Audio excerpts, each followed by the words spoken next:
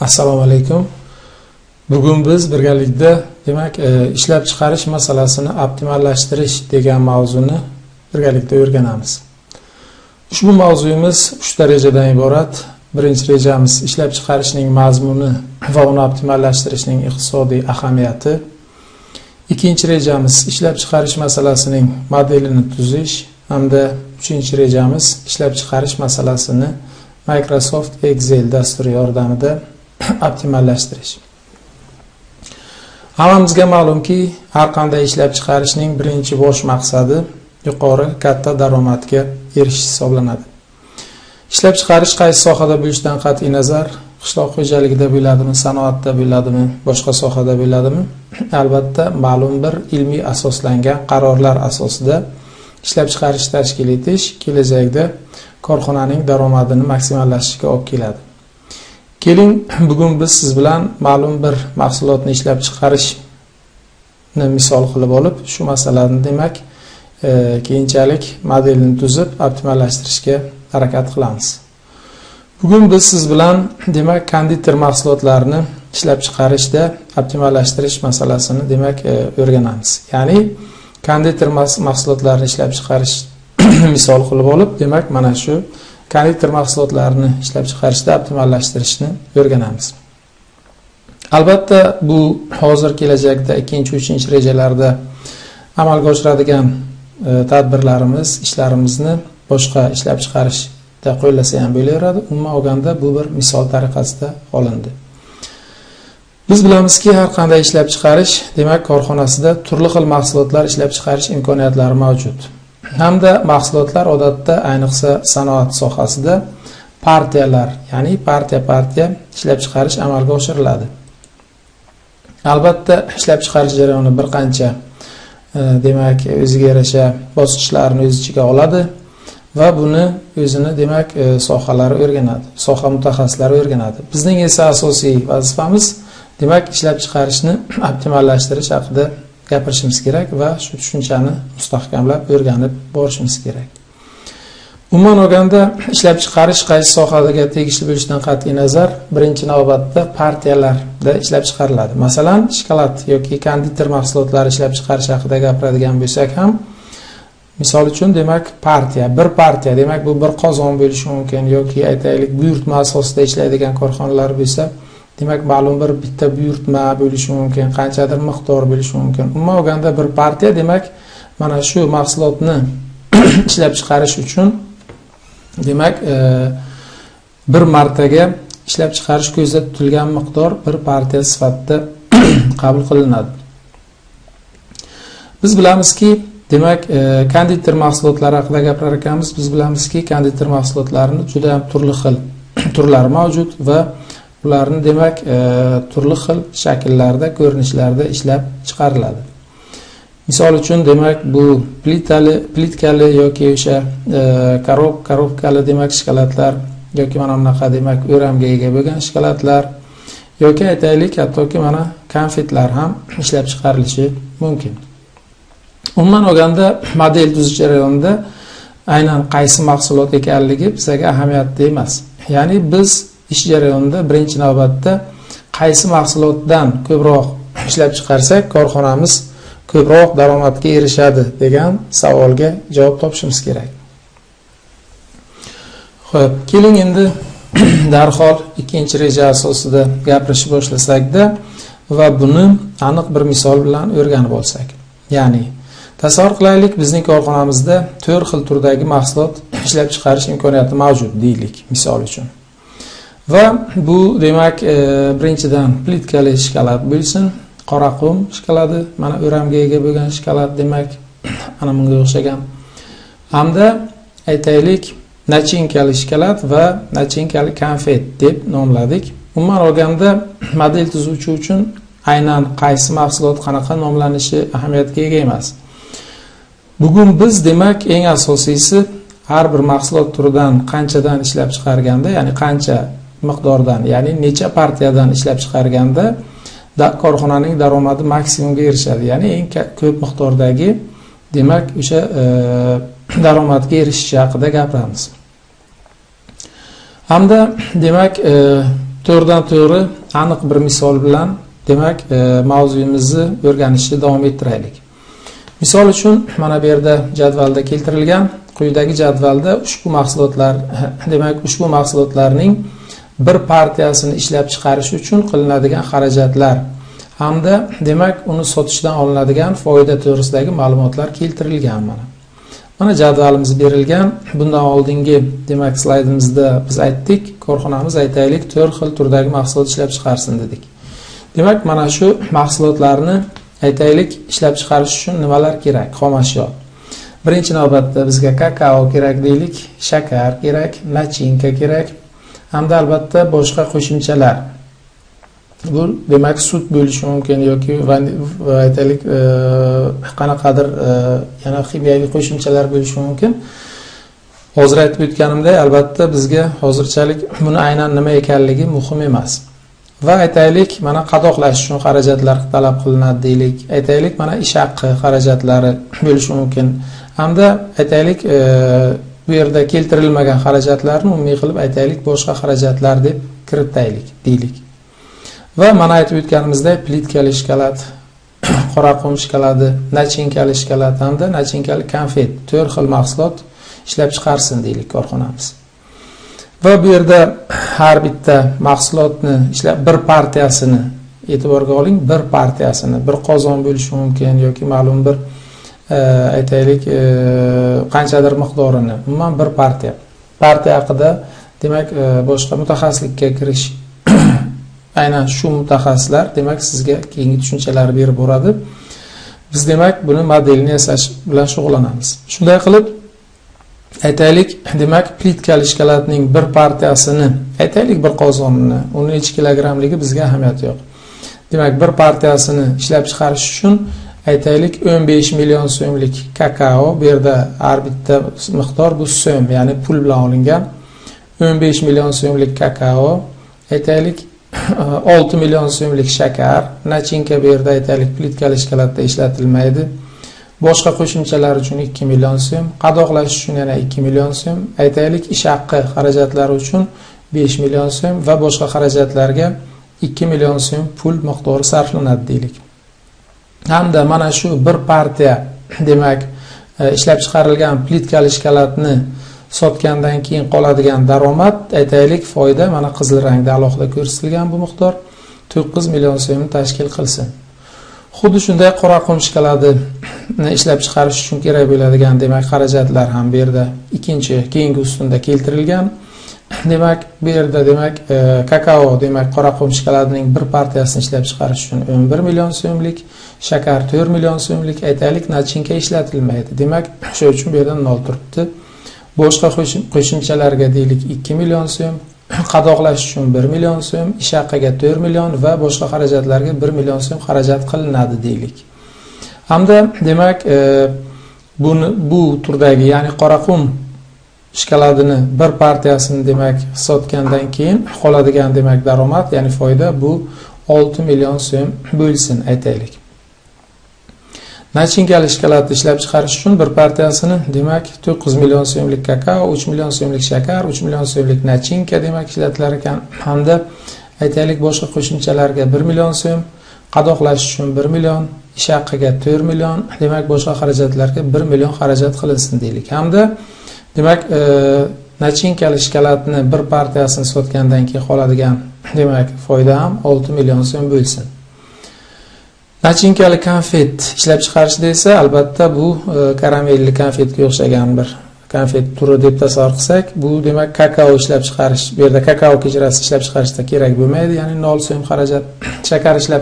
Shakar demak nachinkali mana shu konfetni bir partiyasi ishlab chiqarish uchun 8 million so'm demaklik shakar ishlatiladi, 4 million so'mlik nachinka ishlatiladi, boshqa qo'shimchalarga 1 million so'm, qadoqlash uchun 1 million, ish haqiga demak 3 million va boshqa xarajatlarga aytaylik 2 million so'm xarajat qilinadi. Hamda demak bundan mana shu bir partiyasi sotganda 5 million so'mlik foydaga ega bo'ladi korxona aytaylik. E'tiboringizni yana bitta narsaga qaratmoqchi edim. Bu yerda plitkali shkokolad, qoraqum shkokolad, nachinkali shkokolad hamda nachinkali konfetning bir partiyasi miqdor jihatdan aynan bir xil bo'lishi shart emas. Ya'ni masalan plitkali shkokolad tayyorlaydigan sexlarimiz yoki dastgohlarimiz yoki qozonlarimiz uni ahamiyati yo'q. Men albatta bu sohada mutaxassis emasman. Umuman olganda, demak, mana shu plitkali shkokoladni ishlab chiqarishda bir partiyasini miqdori, masalan, aytaylik, kilogramm hisobda aytaylik 100 kilogramm bo'lsa, qoraqum shkokoladini aytaylik bir partiyasi, masalan, aytaylik 80 kilogramm bo'lishi mumkin. Yoki nachinkali konfet ishlab chiqarishda demak, o'sha bir partiyasi aytaylik 120 kilogramm bo'lishi mumkin yoki ko'proq yoki boshqacha miqdorlar. Uni ahamiyati yo'q. Umuman olganda bir partiya haqida gap ketyapti. Ya'ni bu yerda bitta mahsulotning bir partiyasining og'irlik miqdori ikkinchi bir mahsulotning bir partiyasi og'irlik miqdoriga aynan teng bo'lishi shart emas. Albatta, buni ishlab chiqarish jarayonini yana demak boshqa fanlardan o'rganish boshlagan paytingizda ham yaxshiroq tushunib olasiz. Hamda biz ishimizni davom ettiramiz. Jadvaldagi ma'lumotlardan foydalanib, korxona eng ko'p daromadga ega bo'lishi uchun har bir mahsulotdan necha partiyadan ishlab chiqarish kerakligini toping degan shart asosida demak misolimizni yechishimiz kerak. Ya'ni demak mana shunaqangi miqdordagi xarajatlar hamda mana bu oxirgi qatorimizda berilgan foyda miqdori bular hammasi million so'mda deb tasavvur qilsak, demak qanchadan partiyadan ishlab chiqarsak, ya'ni har bir mahsulotdan necha partiyadan ishlab chiqarganimizda korxonamizda demak eng ko'p daromad olinadi. Ya'ni korxonamiz eng ko'p daromad olishi uchun har bir mahsulotdan necha partiyadan ishlab chiqarishimiz kerakligi haqida demak gaplashishimiz kerak hozir. Xo'p, yana bitta narsani aytib o'tishimiz kerak. Aynan shu mavzuda boshqa mualliflarning ishlari ham mavjud. Bu yerda rus tilida, ingliz tilida internetga olasangiz, albatta juda ham ko'p ishlab chiqarish, optimallashtirish masalasi bo'yicha videoroliklar mavjud. Hamda bu yerda demak asosan mana bu yerda kakao, shakar, nachinka bular odatda natural ifodalarda, ya'ni kilogrammlar bilan yozilgan. Biz esa iqtisodchi sifatida demak iqtisodiyotda ayniqsa bu narsalar demak pulda hisoblanishi. Ya'ni biz bilamizki bu pul demak umumiy o'lchov birlik vazifasini ham bajaradi. Shuning uchun demak mana bu miqdorlarni hammasini biz so'mlarda, pullarda deb tasavvur qilib hozir misolimizni yechamiz. Xo'p, endi esa keling keyingi slaydga o'tib ishimizni davom ettiramiz. Ya'ni demak endi asta-sekin mana bu ikkinchi reja asosida ushbu masalani yechish uchun demak birinchi navbatda biz bu masalaning matematik modelini tuzamiz. Demak, ushbu masalaning matematik modeli mana bu saytda keltirilgan. Demak, aytaylik, mana aytilyapti, jadvaldagi shartlar bo'yicha ishlab chiqarishni tashkil qilganda eng ko'p daromad olish uchun birinchi navbatda biz mana shu 4 ta mahsulotimizdan qanchadan ishlab chiqarsak eng ko'p daromadga ega bo'lamiz degan savolning javobini x lar bilan belgilaymiz. Ya'ni aytaylik, demak, plitkali shkokoladdan x 1 partiya, qoraqum shkokoladdan x 2 partiya, nachinkali shkokoladdan x 3 partiya hamda nachinkali konfetdan x 4 partiya ishlab chiqarganda aytaylik biz eng ko'p daromadga ega bo'lamiz deylik. Albatta x1, x2, x3, x4 lar bu demak mana shu har bir mahsulot turidan necha partiyadan ishlab chiqarishimiz kerakligi. Ya'ni qanchadan ishlab chiqarsak eng ko'p daromadga erishishimiz haqidagi demak ma'lumotlar. Bu yerda x1, x2, x3, x4 lar 0 ga ham qaysidir bittasi teng bo'lishi mumkin. Masalan aytaylik, demak barcha pulimizni plitkali shkokolad ishlab chiqarishga sarflaydigan bo'lsak, u paytda mana bu qolgan uchtasi x2, x3, x4 lar 0 bo'ladi. Ya'ni biz demak qoraqum shkokoladdan, nachinkali shkokoladdan va nachinkali konfetdan ishlab chiqarmasdan faqatgina plitkali shkokolad ishlab chiqarmoqchi bo'lsak, demak nechidir partiya u paytda x2, x3 va x4 sonlarimiz albatta 0 ga teng bo'ladi. Yoki albatta boshqacha ham bo'lishi mumkin. Aynan qanaqa bo'lganda x1, x2, x3, x4 daromadimiz eng katta bo'ladi. Mana shuni topishga demak harakat qilishimiz kerak. Shunday qilib, demak, mana bu yerda L harfi bilan biz olishimiz kerak bo'lgan kutilayotgan daromadni L harfi bilan belgilasak, u paytda demak L funksiyamiz umuman olganda bu 4 ta noma'lumga bog'liq x1, x2, x3 va x4 ning qiymatlariga bog'liq ravishda o'zgaradigan funksiya. Matematik nuqtai nazardan qarasak, demak 4 ta noma'lumning qiymatiga bog'liq ravishda L ning qiymati o'zgaradi. 9x1 qo'shilgan 6x2 qo'shilgan 6x3 va qo'shilgan 5x4 funksiya orqali biz demak korxonamizning umumiy daromadini topamiz. Bu 9, 6 va 5 sonlari qayerdan olindi? Bular albatta oldingi mana bizga berilgan jadvaldan olindi. Ya'ni demak plitkali shkolatni bir partiyasi sotishidan 9 million so'm daromad olamiz deb yozib qo'yilgan mana jadvaldagi ma'lumotda. Qoraqum shkolatining bir partiyasini sotishda biz 6 million so'm daromad olamiz. Nachinkali shkolatni bir partiyasini sotishda albatta yana 6 million hamda nachinkali konfetni sotganda bir partiyasidan 5 million so'm daromad olishi jadvalda demak keltirilgan. Shundan kelib chiqsak, mana bu yerdagi L teng bo'ladi albatta. Demak 9x1, ya'ni x1 bu plitkali shkolatlarning necha partiya ishlab chiqarishimiz rejalashtirayotganligi. Demak 6x2 bu x2 qoraqum shkolatni necha partiya ishlab chiqarish kerakligi. 6 yana x3 demak bu nachinkali shkolat demak qancha ishlab chiqarish kerakligi x3 va 5x4. Men o'ylaymanki, bu albatta sizga tushunarli bo'lyapti. Tushunarli bo'lmasa albatta demak oldingi jadvalni yana bir qarab olsangiz albatta tushunarli bo'ladi. Hamda matematik nuqtai nazardan bu yerda albatta x1, x2, x3, x4larimiz butun va musbat sonlar bo'lishi shart. Nima uchun? Chunki x1, x2, x3 va x4lar bular partiyalar miqdorlari. Ya'ni plitkali shkolatdan necha partiya ishlab chiqarish kerakligi, qoraqum shkolatdan necha partiya, nachinkali shkolatdan va nachinkali konfetdan necha partiyadan ishlab chiqarish kerakligi demak miqdorlari. Shuning uchun ham x1, x2, x3 va x4larimiz albatta butun son hamda musbat son bo'lishi shart. Xo'p, shu bilan birga yana qanaqa shartlar bajarilishi kerak? Mana endi hozirgi jadvalimizni yana alohida bu yerda e'tibor qilamiz. Demak, shunday qilib plitkali shkolat, qoraqum shkolat, nachinkali shkolat va nachinkali konfet ishlab chiqarish uchun jami qancha kakao sarflanadi? Aytaylik, x1 miqdorda x1 partiya plitkali shkolat, x2 partiya qoraqum shkolati, x3 partiya nachinkali shkolat va x4 partiya nachinkali konfet ishlab chiqarganda demak qancha kakao ketadi? Biz jadvaldan ko'rishimiz mumkinki, plitkali shkolat ishlab chiqarish uchun 15 ko'paytirilgan x1 miqdordagi demak summadagi kakao ishlatiladi. Ya'ni misol uchun aytaylik, plitkali shkolatdan 2 partiya ishlab chiqarmoqchi bo'lsak, 15 ko'paytirilgan 2, ya'ni 30 million so'mlik kakao ishlatiladi.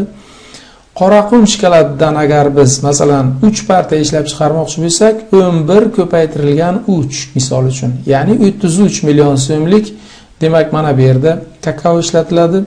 Va nachinkali shkolatdan aytaylik, 1 partiya ishlab chiqarmoqchi bo'lsak, misol uchun 9 ko'paytirilgan 1, 9 million so'mlik demak kakao ishlatiladi. Hammasi bo'lib demak 30 qo'shilgan 33 qo'shilgan 9, ya'ni demak 30 ga 33 63, 63 ga 9 esa 72 million so'mlik jami demak kakao ishlatiladi.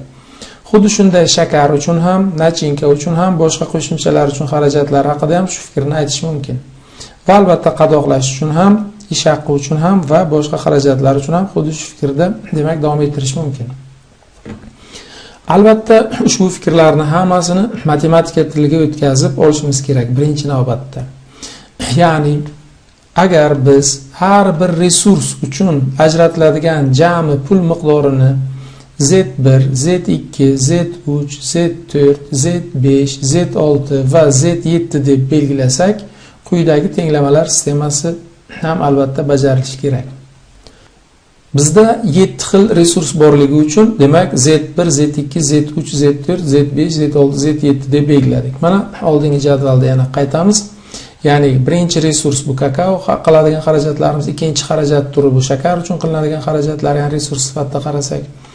Uchinchi xarajatimiz nachinka uchun, boshqa qo'shimchalar uchun, demak qadoqlash uchun, ish haqqi uchun va boshqa xarajatlar uchun. Endi bu yerda boshqa qo'shimchalar deganda demak shu shkolatlarni ishlab chiqarish uchun kerak bo'ladigan boshqa qo'shimchalar, misol uchun sut dedik yoki boshqa qanaqadir konsentratlar va hokazo.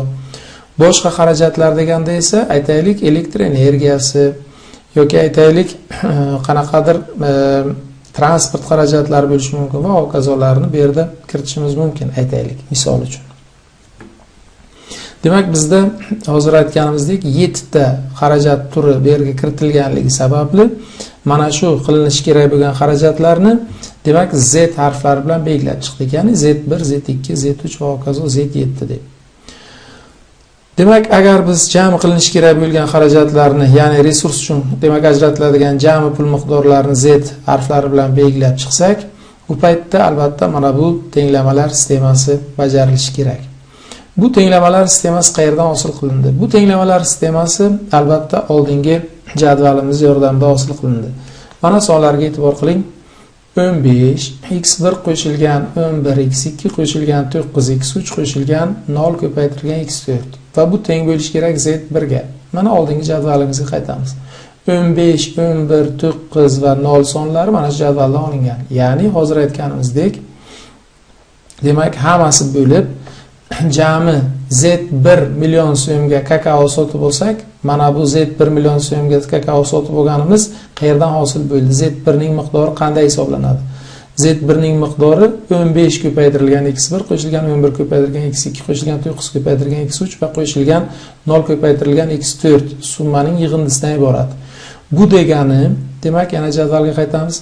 Mana shu har bir mahsulot turidan qanchadandir ishlab chiqarganda demak Z1 million so'mlik demak kakao ishlatiladi. Ya'ni bu jami kakaoni sotib olish uchun kerak bo'ladigan qilinadigan xarajatlarning jami miqdori. Ikkinchi demak tenglamamiz ham 6 ko'paytirilgan x1 qo'shilgan 4 ko'paytirilgan x2 qo'shilgan 3 ko'paytirilgan x3 va qo'shilgan 8 ko'paytirilgan x4 va bu teng Z2 deb belgiladik. Demak e'tibor qilsangiz mana 6, 4, 3, 8 sonlari bu shakar uchun qilinadigan xarajatlar. Ya'ni 6, 4, 3, 8 4 xil mahsulotni ishlab chiqarish uchun turli xil miqdordagi summalarda shakar xarajat qilinadi. Mana shu miqdorlar bilan bog'lab, demak mana bu yerda ikkinchi tenglamamizni hosil qilganmiz. Ya'ni agar biz x1, x2, x3 va x4 partiyadan mahsulot ishlab chiqarsak, har bir 4 ta mahsulot turidan turli xil partiyalarda u paytda demak 6 ko'paytirilgan x1 qo'shilgan 4 karra x2 qo'shilgan 3 karra x3 va qo'shilgan 8 karra x4 nechiga teng bo'lsa, ya'ni Z2 ga teng deb olingan bu yerda. Mana shu Z2 million so'mlik shakar ishlatilishi demak ko'zda tutilgan ekanligini bilintiradi. Va albatta qolgan tenglamalarimiz ham xuddi shu tarzda demak mana shu jadvalimizdan demak miqdor sonlaridan foydalanib demak hosil qilingan. Xuddi shunday demak nachinka uchun jami Z3 million so'm xarajat ketadi. Bu yerda mana 0034 sonlar mana shu yerdan olingan. Boshqa xarajat qo'shimchalar uchun 2-2-1-1 sonlaridan foydalanib mana demak keyingi tenglamamiz hosil qilingan. 2-1-1-1 sonlaridan foydalanib demak mana qadoqlash uchun ketadigan xarajatlarning jami miqdori demak hisoblangan va u ko'rib turganingizdek Z5 harf bilan belgilangan. Keyingi tenglamamizdagi 5-4-4-3 ham demak xuddi shunday ish haqi xarajatlari uchun ajratilgan summalarning jami miqdori. Demak mana bu yerda Z6 sifatida jami ish haqi xarajatlari umumlashtirilgan. Hamda oxirgisi mana 2-1-1-2 sonlari ham xuddi shunday boshqa xarajatlar uchun demak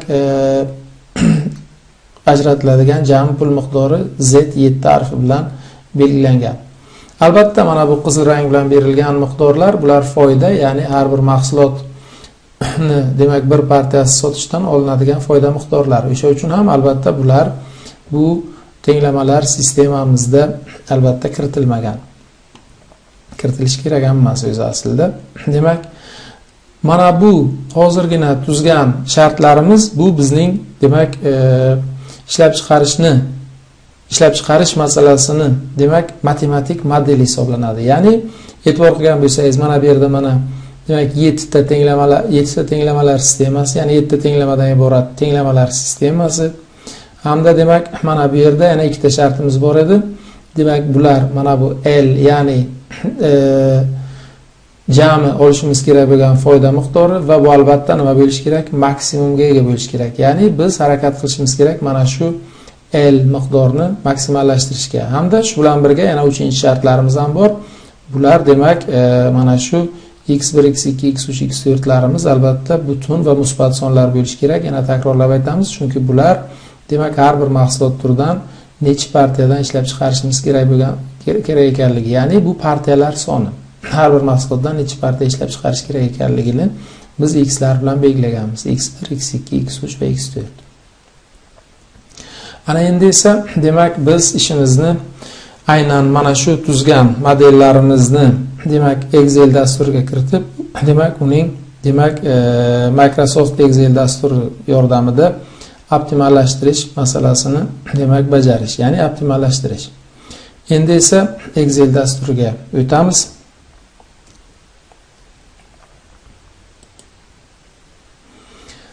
Mana bu yerda Excel dasturida men aynan mana shu miqdorlar bilan demak jadvalni tayyor holatda kirgizib qo'yganman. Bu jadvalni Excel dasturida albatta tayyorlab olish siz uchun hech qanaqa qiyinchilik tug'dirmaydi deb o'ylayman. Xuddi hozirgi jadvalimiz mana ko'rib turganingizdek.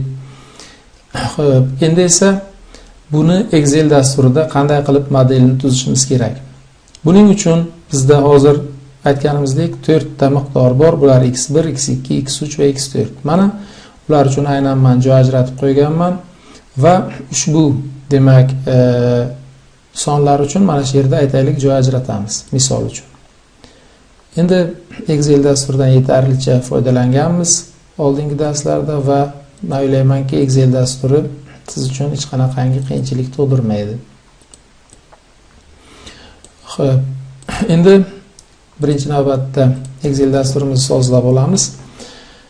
Hamda bu yerga demak x miqdorlarini joylashtirib chiqamiz. x1 demak bu plitkali shkalatdan necha partiya chiqarishimiz kerakligi, x2 demak bu keyingi qora qum shkalatdan necha partiya ishlab chiqarishimiz kerakligi, x3 demak nachinkali shkalat hamda x4 bu demak nachinkali konfetdan necha partiyadan ishlab chiqarishimiz kerakligi.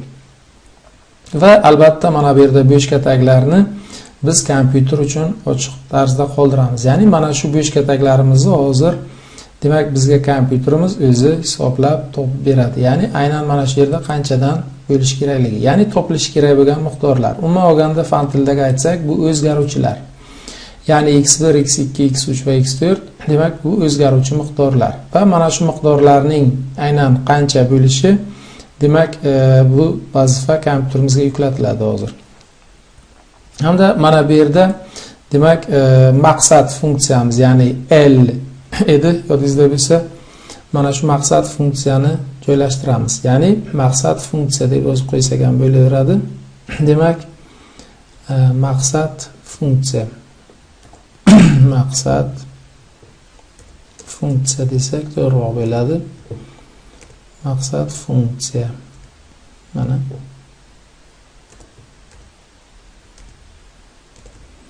maqsad funksiyamiz mana shu yerda joylashsin aytaylik. Xo'p.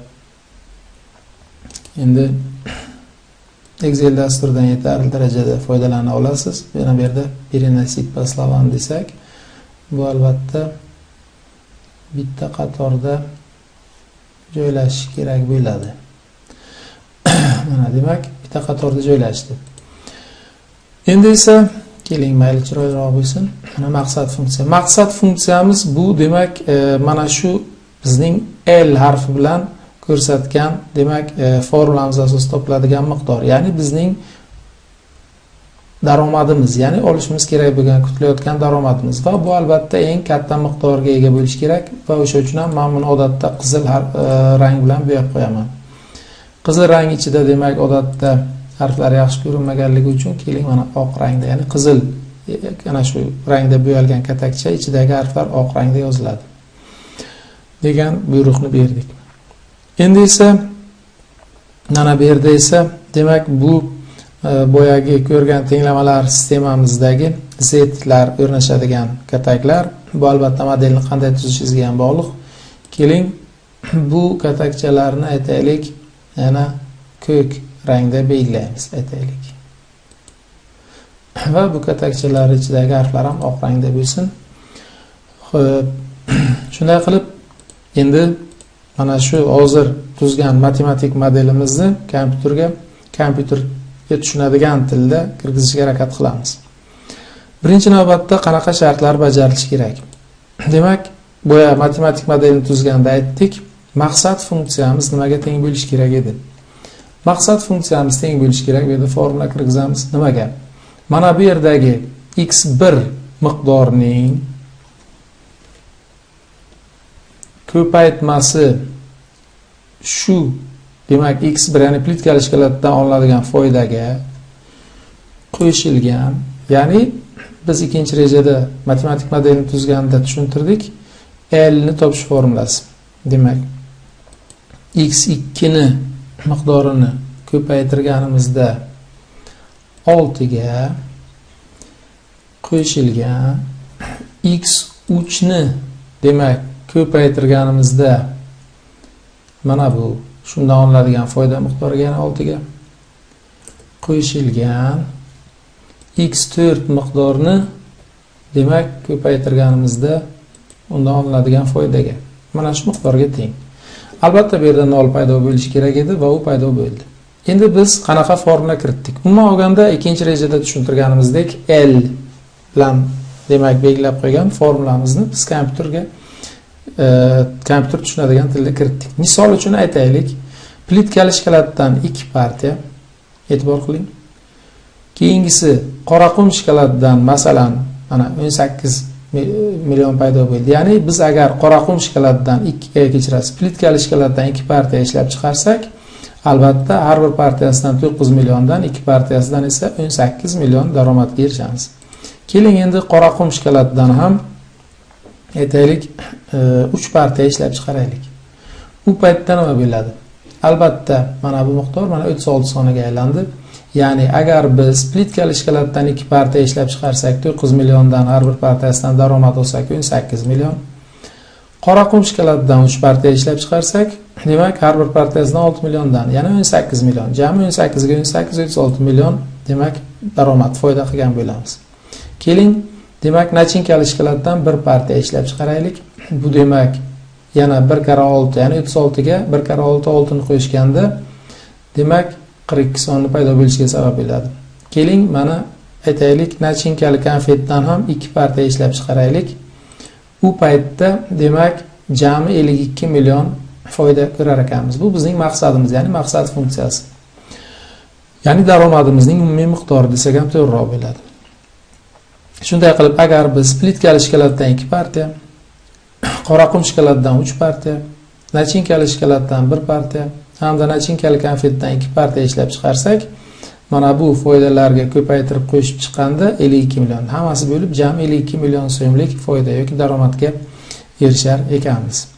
Endi albatta bu sonlarni mana bu formulamiz qanchalik darajada to'g'ri ishlayotganligini tushunish uchun tekshirib ko'rdik va buni aynan qanchadan ishlab chiqarsak eng katta daromadga erishishimizni hozir keyinchalik kompyuterga demak buyuramiz. Ya'ni kompyuterimiz bizga hisoblab beradi aynan har bitta mahsulotdan necha partiyadan ishlab chiqarganda eng ko'p daromadga erishishimiz haqidagi ma'lumotlarni. Shuning uchun demak buni tushunishingiz uchun sonlar kirgizib ko'rsatdim. Endi esa ishimizni davom ettiramiz. Keyingi qiladigan ishimiz esa hozir aytganimizdek mana bu yerdagi miqdorlar, ya'ni Z1, Z2, Z3, Z4, Z6, Z7 mana shu yergacha bo'lgan miqdorlar. Mana bu yerda albatta buni rangini bo'yash shart emas edi. Demak, mana bu Z1 dan Z7 gacha bo'lgan miqdorlar tenglamalar sistemasida ko'rsatdik. Teng edi nimaga? Demak, x1 ko'paytirilgan 15 yoki 15 ko'paytirilgan x1, demak 11 ko'paytirilgan x2, 9 ko'paytirilgan x3 va 0 ko'paytirilgan x4 larning yig'indisiga. Shunday qilib aynan shu formulani bu yerga kirgizamiz. Ya'ni bu teng bo'ladi. Demak x1 ko'paytirilgan mana bu yerdagi son. Albatta ko'paytirishlarni o'rganmasam ham ko'paytma o'zgarmaydi. qo'shilgan. Biz matematik modelini tuzganda 15 kira x1 yozgandik. Bu yerda esa x1 kira 15 yozdik. Uni ahamiyati yo'q. Xo'p, x2 ko'paytirilgan demak. Mana bu miqdor 11 qo'shilgan demak x3 ko'paytirilgan demak mana bu miqdor 9 hamda qo'shilgan x4 ko'paytirilgan mana bu miqdor va enter tugmasini bosamiz. Ya'ni endi demak hozir aytganimizdek mana bu yerda tenglamalar sistemasida yozilgan demak sonlarni formulalarni demak to'g'riroq tenglamalarni mana bu yerga formulasi kirgizdik. Endi albatta boshqa qatorlar uchun ham xuddi shu formulani shu yerga kirgizishimiz kerak. Lekin bu ancha uzoq mehnat talab qiladi. Buni osonroq yo'li bor. Agar biz hozir mana bu demak sichqonchamizni mana shu katakchani o'ng burchagiga yetib mana bunday pastga tortadigan bo'lsak, bu yerda xatolik yuz beradi. Nima uchun xatolik yuz beradi? Bu yerda aynan qanday formula kelayotganligini ko'rmoqchi bo'lsangiz mana demak har bir qator bilan mana bu yerdagi qatorlar yana demak pastga tushib boryapti. Ya'ni boshqacharoq aytsak, aniqroq aytsak, demak bu yerda mana e'tibor qiling, 5-qator, mana bu yerda 2-qatordagi sonlar, mana birinchisida e'tibor qiling, demak mana 2-qatordagi C2, D2, Y2 va F2 katakchalaridagi sonlar, demak bu yerda C5, D5, Y5 va F5 katakchalari sonlariga ko'paytirib qo'shildi. Hamda mana bu yerda esa e'tibor qiling, demak pastga tortganimiz uchun demak nafaqat mana bu 5-qator, 6-qatordagi sonlar bilan, balki mana bu demak 2-qatordagi sonlar ham bitta pastga tushdi. Ya'ni 3-qatordagi sonlar bilan endi demak 6-qatorni ko'paytiryapti kompyuterimiz. Hamda demak mana bu yerda ham e'tibor qilgan bo'lsangiz, endi mana 4-qatordagi sonlar bilan 7-qatorlardagi sonlarni ko'paytmasini bu yerda yozyapti. O'sha uchun ham xatolik yuz berdi. Albatta bu xato edi. Endi esa buni qanday to'g'rilash kerak? Ya'ni demak sichqonchamizni mana shu yacheykaga qo'yib pastga tortganda faqatgina mana shu sariq rang bilan bo'yalgan katakchalarnigina keyingi kataklarga ko'paytirib chiqishi uchun demak mana bu formulamizga ozgina o'zgartirish kiritishimiz kerak. Buning uchun demak mana bu yerda mana 2-qator qo'zg'almasdan o'z o'rnida qolib, qolgan qatorlar bitta-bitta navbat bilan pastga tushsin degan buyruq bermoqchi bo'lsak, mana bu demak stroka, command stroki, ya'ni buyruq beradigan qatorga sichqonchamizni qo'yib, demak biz endi mana shu yerda 2 sonning oldida dollar belgisini qo'yishimiz kerak. Ya'ni dollar belgisini qo'yishimiz mana shu 2 o'rnidan qimirlamasin, ya'ni siljimasin degan buyruqni bajarilishiga sabab bo'ladi. Mana D2, C2 ni C dollar belgisi 2 va mana bu yerda yana D dollar belgisi 2, endi esa mana bu yerda Y dollar belgisi demak Y hamda yana F dollar belgisini qo'ysak, ya'ni dollar belgisi bizda shift tugmasini bosib turib 4 tugmasini birgalikda bossak dollar belgisi hosil bo'ladi. Va endi enter tugmasini bosganda bu yerda formulada o'zgartirish kiritdik. Hamda biz endi bemalol qo'rqmasdan mana bu demak sichqonchamizni yacheykani, ya'ni katak o'ng qismiga olib borib mana bunday tortsak endi formulamiz ishlaydi. Ya'ni mana formulamiz ishladi. Ya'ni misol uchun mana xohlagan bitta formulani ko'rishingiz mumkin. Endi e'tibor qiling, mana demak 2-qatordagi mana shu demak C2, D2, Y2, F2 ko'payapti bu yerda C6, D6, E6 va F6 ga.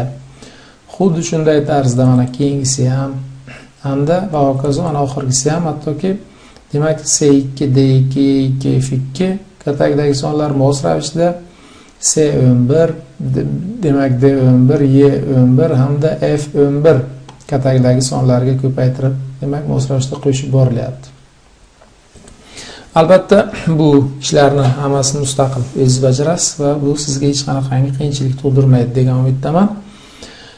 Hozirgina biz mana shu yerda demak to'laligicha endi modelimizni tuzib yasab oldik desa ham xato bo'lmaydi. Endi esa keling, demak, umuman olganda modellarni Excel dasturida ham, matematikada ham turlicha tuzish mumkin. Har kimni o'zini, demak, bu san'at qobiliyatiga bog'liq. Menga mana shu tarzda tuzish ma'qul va shu tarzda tuzishni sizga tavsiya qilaman. Endi e'tibor qiling, mana bu yerda sariq kataklar bu topilishi kerak bo'lgan miqdorlar, ya'ni qidirilayotgan sonlar, ya'ni aynan qanchadan partiyadan ishlab chiqarganda eng ko'p daromadga ega bo'lishimiz to'g'risidagi miqdorlar, ma'lumotlar. Qizil katak esa, demak, natijada olinadigan daromad va ko'k katakdagilar esa qanchadan xarajat qilinishi kerakligi. Keling, bitta oddiy o'zimizdan hozirgi sonlarni tekshirib ko'raylik. Mana 2 edi. Bu yerda demak 3 sonni kirgizgan edik. Bu yerda 1 edi adashmasam. Hamda bu yerda demak keling, mayli 3 bo'laversin. Ahamiyati yo'q, 2 bo'lsin, farqi yo'q. Demak, mana 3 sonni kirgizdik. Natijada misol uchun aytaylik, biz demak plitkali shkaladdan 2 partiya, qoraqum shkaladdan 3 partiya, demak nachinkali shkaladdan 1 partiya hamda nachinkali konfetdan 3 partiya ishlab chiqarsak, jami 57 million foyda ko'rar ekanmiz. Hamda demak 72 million so'mlik kakao sotib olishimizga to'g'ri kelar ekan, 51 million so'mlik shakar sotib olishga to'g'ri kelar ekan, nachinka 15 millionga xarid qilishimiz kerak. Boshqa qo'shimchalarga 14 million, demak qadoqlash uchun 11 million xarajat qilinar ekan, ish haqiga 35 million xarajat qilinar ekan va boshqa xarajatlarga 14 million pul sarflash kerak ekan deylik. Xo'p, endi jami xarajatlarimiz qancha bo'ladi? Jami xarajatlarimizni topish uchun mana bu demak ustunni bo'yab turib, mana bu summa belgisini bo'lsak, bizga jami xarajatlarimiz kelib chiqadi. Bu yerda hozir rangini o'zgartirsak, bu yerda sonimiz ko'rinib qoladi. Mana 212 million so'mlik xarajat talab qilinar ekan. Ya'ni biz 212 million so'm pul tiksak agar, demak 57 million so'm demak daromadga ega bo'lar ekanmiz. Umuman olganda shu yerning o'zida yana rentabellik haqida gapirsak ham bo'laveradi. Rentabellik bu demak rentabellik tushunchasi keng tushuncha bo'lib, umuman olganda har qanday iqtisodiy jarayonning samaradorligini tushuntiradigan bir ko'rsatkich, iqtisodiy ko'rsatkich hisoblanadi. Umuman olganda rentabellik ko'rsatkichlari turlicha bo'ladi. Bizda esa demak rentabellikni demak jami qilingan xarajatlarning, demak to'g'rirog'i jami foydaning, olinadigan foydaning jami xarajatlarga nisbatini 100 ga ko'paytirsak, demak xarajatlar rentabelligi kelib chiqadi. Ya'ni keling shunday qilib yozib qo'yamiz. Ya'ni xarajatlar rentabelligi. Xarajatlar rentabelligi.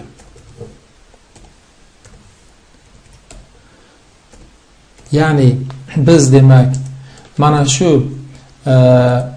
qiladigan xarajatlarimiz kelajakda bizga qanchalik daromad keltiradi. Bu yerda albatta bu bitta katakchaga sig'ishi uchun aynan shunday qilib qo'ydik va jami xarajatlarimizni, to'g'riroq jami foydani jami xarajatlarimizga bo'lib 100 ga ko'paytirsak, rentabellik hosil bo'lishini biz bilamiz va buni albatta formula orqali ko'rsatamiz. Ya'ni bu teng mana jami foydamiz, bizning maqsad funksiyamiz, ya'ni jami foydamiz ko'paytirilgan 100 va albatta bo'lingan mana bu jami xarajatlarimiz. Bu yerda faqat mana bu foyda degan so'zni sal to'g'risida turibdi, tushunmovchilik bo'lmasin. Mana shuni o'zi jami xarajatlar. To'g'rirog'i buni bo'lmasa hozir ana bu yerga yana yozib qo'yamiz. Demak, hozir mana shu holatda demak bizda nima ekan? Bizda 26.88%, ya'ni jami 212 million so'm xarajat qilsak, demak bu teng bo'lar ekan, buni rentabelligi teng bo'lar ekan 26.88% ga. Ya'ni bizni sarflagan har 100 so'm pulimiz bizga 26.88 teng foyda keltirar ekan. Keling, mana shuni ikkalasini bitta rangga bo'yab turib, demak buni hozir tushunarli bo'lishi uchun aytaylik, mana yashil rangga bo'yab qo'ysak, aytaylik xo'sh, yashil rangga bo'yab turib, bitta rangga demak, mayli, mana shu rang ma'qul topildi. Demak, mana bu yerda buni nima ekanligini yozib qo'yamiz. Jami xarajat. Jami xarajatlar.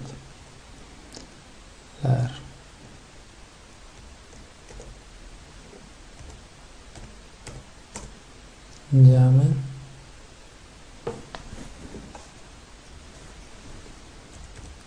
xarajatlar deb qo'yamiz. Jami xarajatlarimiz bo'lsin. Va buni albatta chiroyli chiqishi uchun mana bitta qatorda turishi uchun переносить по словам degan tugmasini bosib qo'yishimiz kerak. Xo'p. Endi mana shu yerda bitta narsani tushuning.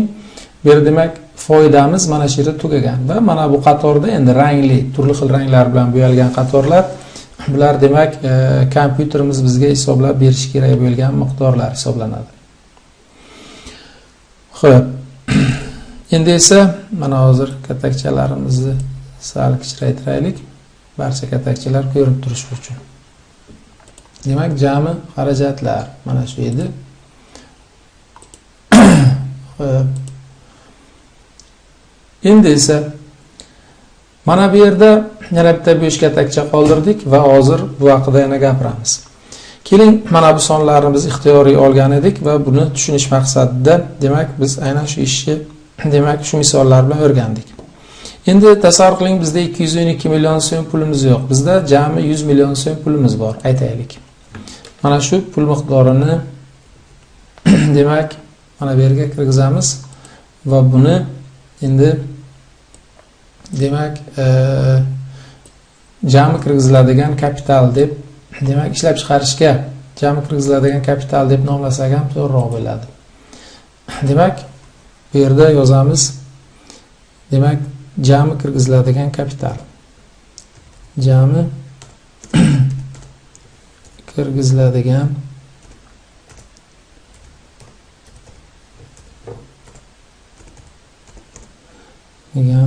kapital. Mana. Demak, jami kirgizilishi kutilayotgan yoki jami kirgiziladigan kapital 100 million so'm bo'lsin, aytaylik. Va mana bu o'rganishimiz uchun kirgizilgan sonlarni demak endi o'chirib asosiy maqsadga o'tsak ham bo'laveradi. Mana demak jami kirgiziladigan kapitalimiz aytaylik 100 million so'm bo'lsin. Hozircha mana bu yerda xarajatlar rentabelligida demak formulada xatolik deb ko'rsatyapti. Buning hech ham zarari yo'q hozircha. Chunki bu yerda mana bu demak J2 katakdagi sonni 100 ga ko'paytirib J12 katakdagi songa, ya'ni mana bu yerda o'z 0 paydo bo'lganligi uchun bu yerda xatolik deyapti hozir. Keyinchalik bu miqdor albatta o'z qiymatini hisoblab beradi kompyuterimiz miqdorini. Endi eng asosiy ishga o'tamiz. Ya'ni biz hozirgina mana bu yerda to'liq jadvalimizni kirgizib, demak, endi matematik model asosida barcha tengliklarni, ya'ni formulalarni joylashtirib bo'ldik, kirgizib bo'ldik. Endi esa buni qanday qilib Excel dasturi yordamida bu masalani optimallashtiramiz. Buning uchun bizga demak данные, mana bosh menudagi данные degan bandga kirib, mana bu yerda поиск решений degan demak funksiya asosida yechishimizga to'g'ri keladi, ya'ni yechib olamiz. Odatda demak barcha Excel dasturlarida ham bu поиск решений degan tugmasi mavjud bo'lmaydi данные bandida. Birinchi navbatda buni demak mana shu yerda данные bandida hosil qilib olish kerak. Buning uchun mana fayl menusiga kirib, demak parametri degan tugmasini bosgandan keyin mana bunaqa ko'rinishdagi oyna paydo bo'ladi va bu yerda demak Nadstroyki degan bandiga kirganingizdan keyin albatta mana bu ro'yxatda поиск решений degan demak bandi mavjud bo'ladi va mana shu ustiga bosib turib перейти degan mana bu yerdagi tugmani bossangiz, demak mana bunaqa kichkina oyna hosil demak ko'rinib paydo bo'ladi. Va mana shu yerdagi demak bu yerda 4 ta banddan iborat bo'ladi odatda. Instrumenты для евро, paket analiz, analiza, paket analiza, VBA и поиск решения. Demak, mana shu поиск решения degan joyiga demak bitishga belgisini qo'yib, OK tugmasini bosganingizdan keyin albatta sizda mana shu yerda данные menyusida mana shu tugma yoki band hosil bo'ladi. Va undan keyin mana shu поиск решений degan demak поиск решений degan tugmadan foydalanib yechasiz. Men buni oldin yechganman, o'sha uchun bu yerda hamma buyruqlar tayyor holatda turibdi. Keling, endi sizga tushunarli bo'lishi uchun hozir buni bir boshdan qaytib o'rganamiz. Endi mana demak bu yerda demak parametri поиска решений. Bu yerda 3 ta oyna mavjud, 3 ta joy mavjud, ya'ni kiritilishi kerak bo'lgan birinchidan optimizировать целевую функцию, ya'ni qaysi katakchadagi funksiyaning optimal qiymatini, ya'ni eng katta yoki eng kichik qiymatni topay deb so'rayapti. Birinchi navbatda biz qaysi katakchadagi xonadagi sonni eng katta yoki eng kichik qiymatni topishimiz kerak. Albatta maqsad funksiyamiz. Odatda men doim buni qizil rang bilan bo'yab qo'yaman. Mana qizil xonadagi, demak qizil katakdagi xona. Mana demak kursorni bosganimizdan keyin uni ustiga demak mana bu tugmani bosib turib shuni qo'ysak ham bo'ladi yoki to'g'ridan to'g'ri mana shu tugmani bossak ham bo'laveradi. Demak mana biz maqsad funksiyani ko'rsatdik, ya'ni optimizировать целевую функцию. Bu demak albatta qizil rang bilan bo'yalgan katakchadagi miqdor edi. Bo'lish kerak bizda. Endi shu bilan birga mana shu miqdorning nimasini topay deyapti. Mana maksimum qiymatini topaymi, minimum qiymatini topaymi yoki aniq bitta son qiymatini topaymi? Bizga albatta bu maqsad funksiyaning maksimum qiymati kerak. Agar minimum kerak bo'lganda mana bu tugmani almashtirardik. Lekin bizga hozir maksimum kerak. Demak, mana shu maksimum ustiga bosib qo'yamiz. Undan keyin esa mana bu yerda e'tibor qilsangiz изменяя ячейки переменных degan joy mavjud. Ya'ni изменяемые ячейки переменных, ya'ni o'zgaruvchi katakchalar. Bizda qaysi miqdorlar o'zgaruvchi? Albatta x1, x2, x3 va x4. Odatda men o'zgaruvchi katakchalarni sariq ranglar bilan bo'yayman va mana shu sariq ranglarimiz o'zgaruvchilar bo'lsin. Demak, buning uchun mana bu tugmani bosib turib, mana bunaqa kichkina oyna ko'rishga o'tgandan keyin mana diqqat qiling. Demak, mishkamiz mana shu ko'rishga bo'lganda mana shundaygina to'rtalasi ustiga sekingina demak mishkani urg'izsak, bular to'rtalasi belgilanadi. Va belgilab bo'lganimizdan keyin yana mana shu demak burchakdagi tugmasini bosamiz. Ya'ni bu katakchalar joylashdi. Ya'ni biz hozirgina kompyuterimizga mana shu sariq katakcha ranglar bilan bo'yalgan 4 ta katakchani o'zgaruvchi katakchalar ekanligini tushuntirdik, ya'ni kirgizdik. Keyingi ishimiz esa demak в соответствии с ограничениями. Ya'ni в соответствии с ограничениями degani qanaqa shartlar asosida, qanaqa demak cheklanishlar yoki chegaralar asosida buni hisoblab beray degan o'ziga yarasha savol turibdi. Bu yerda добавить, изменить, удалить, сбросить va demak загрузить degan tugmalar bor. Biz esa добавить tugmasidan boshlaymiz. Ya'ni qanaqa shartlar kirgizishimiz kerak. Добавить tugmasi bosganimizdan keyin mana bunaqa kichkina oyna paydo bo'ladi va bizda qanaqa shartlar bor edi. Yodingizda bo'lsa, demak biz aytgandik x1, x2, x3 va x4 larimiz butun va musbat bo'lish kerak degan gaplarni aytgandik. Butun bo'lish kerak degani mana bu yerda cel degan joy bor, ya'ni целое degani mana целое, ya'ni butun bo'lish kerak. OK tugmasini bosamiz. Ya'ni biz hozirgina demak kompyuterimizga kirgizdik shartni, mana shu sariq katakchadagi sonlar butun bo'lish kerak degan shartni kirgizdik. Endi esa aynan mana shu sariq katakchalardagi sonlarimiz albatta musbat bo'lishi kerak. Chunki butun son bu manfiy ham bo'lishi mumkin, musbat ham bo'lishi mumkin. Bizda esa bular albatta musbat bo'lishi kerak. Buning uchun mana bu sonlar katta yoki teng 0 dan bo'lishi kerak. Ya'ni 0 ga teng bo'lishi ham mumkin, ishlab chiqarmasligimiz ham mumkin yoki albatta 0 dan katta, ya'ni musbat son bo'lishi kerak. Ikkinchi shartni ham biz albatta kirgizdik. Hamda ana endi eng asosiy 3-shartimizni kirgizamiz. Bu qanaqa shart? Bu shart shunaqangi shartki, diqqat qiling. Demak, 3-shartimiz demak qanaqa shart? 3-shartimiz mana bu yerdagi jami kirgizilgan kapitalimizning miqdori albatta yetishi kerak shu mahsulotlar ishlab chiqarish. Ya'ni jami xarajatlarimizning miqdori, mana bu jami xarajatlarimizning miqdori albatta albatta kichik yoki teng bo'lishi kerak. Jami, mana kursor bu xonaga qo'ydik. Jami nimadan? Jami kirgizilgan kapitaldan. Ya'ni biz shu sohaga kirgizmoqchi bo'lgan pulimizni miqdoridan albatta kichik yoki teng bo'lishi kerak jami xarajatlarimiz. Mana shu shartni ham kirgizdik va OK tugmasini bosamiz. Mana barcha shartlar kirgizildi va model tayyor. Endi esa buni yechish uchun bittagina найти решение degan tugmani bosish qoldi xolos. Lekin shu yerda yana bitta narsaga e'tibor qilishimiz kerak. Ya'ni biz demak ozgina Excel dasturida sozlash ishlarini amalga oshirishimiz kerak. Bu yerda e'tibor qiling mana. Выберите метод решения. Ya'ni yechishning metodi, qaysi uslubda yechish metodini tanlang deyapti. Albatta bu yerda поиск решения линейных задач simplex metodim eng yaxshi metod hisoblanadi. Bundan tashqari поиск решения нелинейных задач metodim OPG ham bor. Bu haqida keyinroq yana gapiramiz. Va evolyutsionniy поиск решения degan, demak o'ziga yarasha variantlari ham mavjud. Bu variantlar haqida keyinroq gapiramiz. Hozircha esa поиск решения линейных задач simplex metodim degan variant asosida yechamiz. Va bitta narsaga e'tibor qiling, mana shu yerda parametrga bir qarab qo'ysangiz zarari yo'q. Gohida ayrim dasturlarda mana bu yerda ignorировать целочисленные ограничения degan ana bu galchka turgan bo'lsa, albatta butunlik sharti e'tiborga olinmasdan yechilsin degan ma'noda ishlaydi.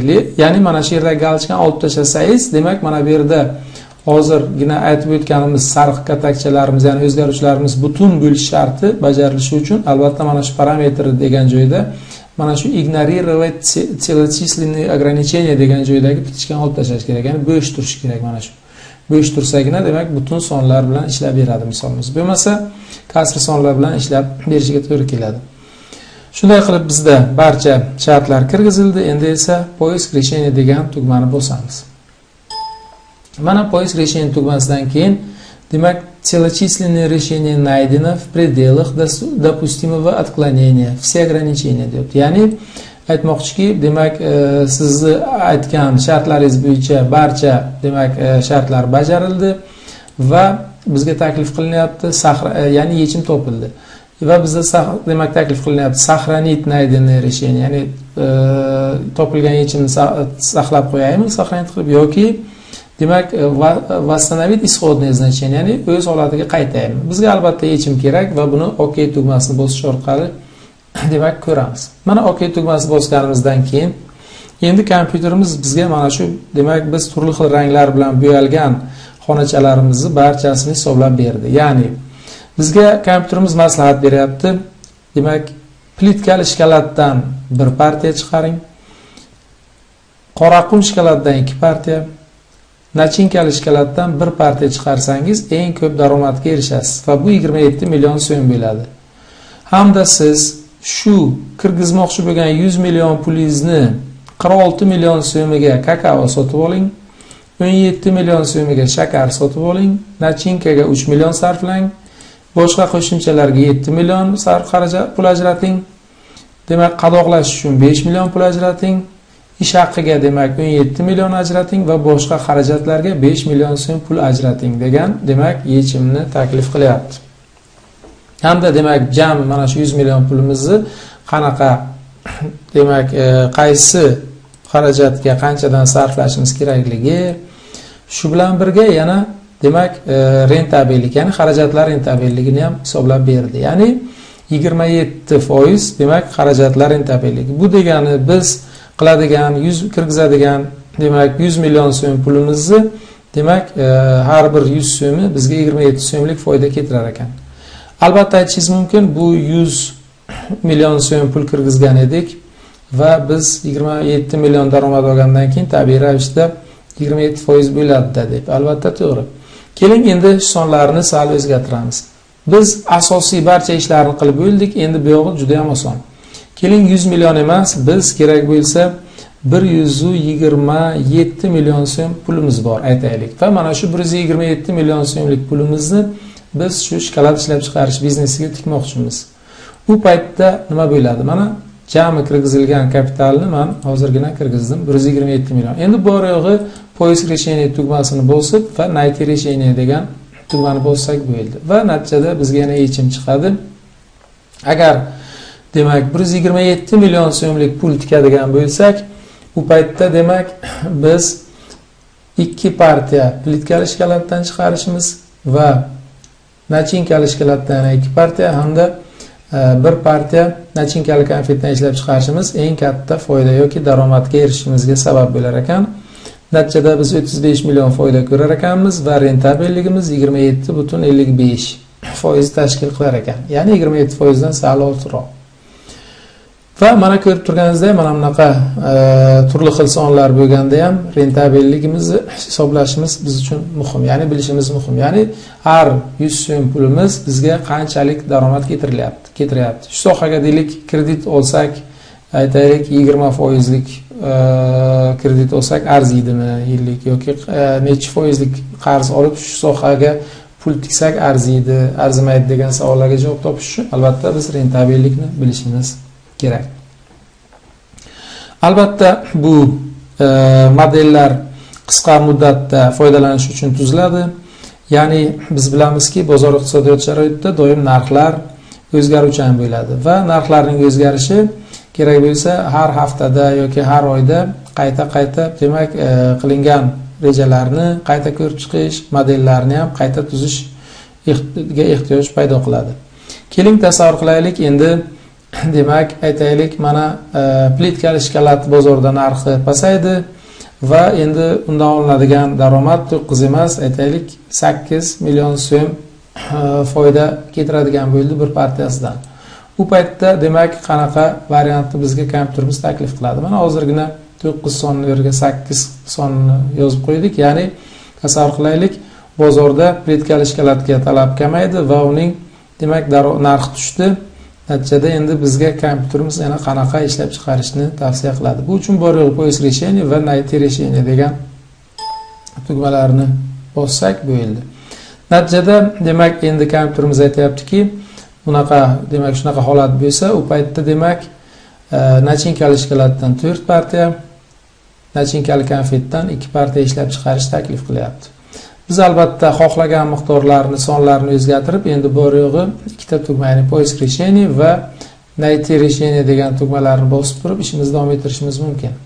Misol uchun, demak aytaylik, yana kakao yoki aytaylik mana boshqa qo'shimchalar, boshqa xarajatlar ko'paydi. Mana bu nachinkali shkolat ishlab chiqarishda masalan mana boshqa xarajatlar endi 3 million so'm tashkil qildi. Aytaylik turli xil sabablar bilan. Endi bizga kompyuterimiz qanaqa yechimni taklif qiladi? Bu uchun yana poyez решение va найти решение degan tugmalarni bossak, bizga demak endi boshqacha yechimni taklif qilyapti. Ya'ni agar mana shunaqangi shartlar bo'ladigan bo'lsa, plitkali shkolatdan 1 partiya va nachinkali konfetdan 5 partiya ishlab chiqarish eng ko'p foyda olishingizga sabab bo'ladi deb javobni beryapti. Bu 33 million so'm. 33 million so'm esa demak 25.9 qarib 26% lik rentabellikka ega ekan. Ya'ni har bir 100 so'mimiz bizga qarib 26 so'mlik daromad olib kelishiga sabab bo'lar ekan. Umuman olganda men o'ylaymanki, mavzu sizga tushunarli bo'ldi, lekin buni albatta qayta va qayta o'zingiz mustaqil tarzda bajarishingiz kerak. Endi esa uy ishi shundan iboratki, mana bu yerdagi sonlarning har biriga har bir kishi jurnaldagi o'z nomerini qo'shib, demak yangi sonlar asosida demak model tuzib va modelni yechib menga javobini ko'rsatasiz va demak yechgan misollaringizni men tekshirib baholab boraman albatta. Bu sizga uy ishi bo'ladi. Ya'ni mana bu katakchalardagi sonlarni siz o'zgartirib, ya'ni o'zingiz jurnalingizdagi nomeringizni qo'shib turib va undan keyin yangi tuzilgan modelni yechib demak javobini topasiz. Umuman olganda demak mana bu turli xil ranglar bilan bo'yalgan katakchalarimizdagi miqdorlarni kompyuterimiz topib beradi. Mana bu bo'yalmagan katakchalarni esa siz o'zingiz topishingiz kerak. Faqat mana bu rentabellikni ham bo'yab qo'yaylik, keling tushunarli bo'lish maqsadida. Demak, mana shu katakchalarimiz bo'yalgan katakchalarimizdagi miqdorlarning barchasini demak hisoblash kompyuterimizning ixtiyorida. Biz esa bor yo'g'i ma'lumotlarni kirgizishimiz kifoya. Demak, mana shu ma'lumotlarni o'zgartirib, har bir talaba o'zi uchun alohida variant yasaydi hamda o'zi uchun tuzilgan alohida variantni yechib, demak javobini keyin birgalikda ko'rib o'tamiz. E'tiborlaringiz uchun rahmat. Xayr, sog' bo'ling.